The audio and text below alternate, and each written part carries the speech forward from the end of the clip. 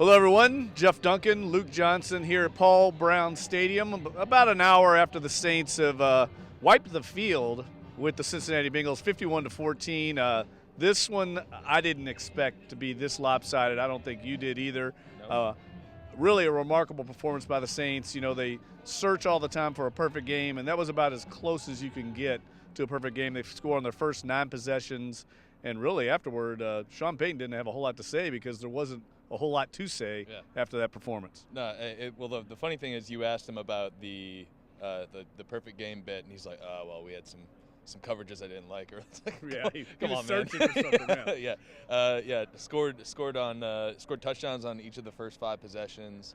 The defense, I thought that was the best defensive game they played all year. Yes. 2 turnovers, 4 sacks. I think after that opening Bengals drive, they had 101 yards in their next 6 possessions. It just shut them down, and the offensive playmakers came to play. I mean, that was just a dominant performance. Yeah, and this team is playing, I think it's fair to say, very confidently right now. And I know a lot of people thought the narrative coming into this game was a trap game, right? Yep. You're playing an unfamiliar opponent on the road. You're coming off an emotional win. I don't think that's going to be a case for this team at all. I think this team's young. They're very hungry right now. They're very confident, like we said.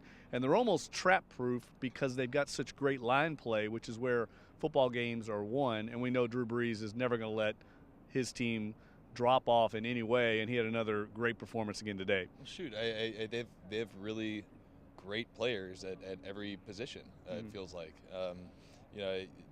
If Alvin Kamara's having an off day, you got Mark Ingram going up for almost 150 yards from scrimmage today.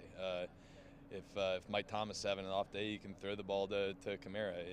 Breeze, you can almost always count on being on. Right. He had 3 incompletions today.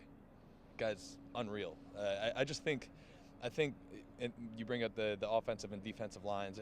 They're a complete football team. It's really hard for those teams to have bad games. Now there was one bit of negative news today. Left tackle Terron Armstead left the game in the first half with a shoulder injury, was characterized.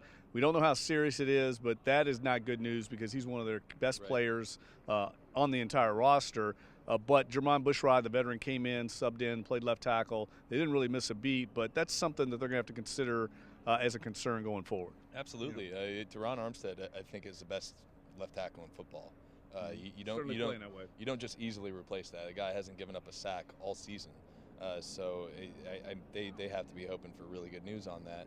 I think everybody who knows Terron is kind of hoping he can get through a season without having to deal with something like this.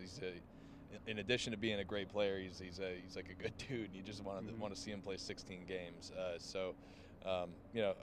We'll see what happens there, but that is definitely something to really keep a close eye on this week. All right, well, look, the Saints will come back home. They get the Philadelphia Eagles, the defending Super Bowl champions, in the Superdome. The way this team's playing right now, I'm not sure anybody can derail them, but that will be a stern challenge because Philadelphia needs the win to kind of stay in the playoff race. We'll have lots of coverage all week at NOLA.com, so join us again this week and again next week as we cover the Saints wall-to-wall at the Times Picayune and NOLA.com. For Luke Johnson, for Julie Bowden, Jeff Duncan, thanks for joining us.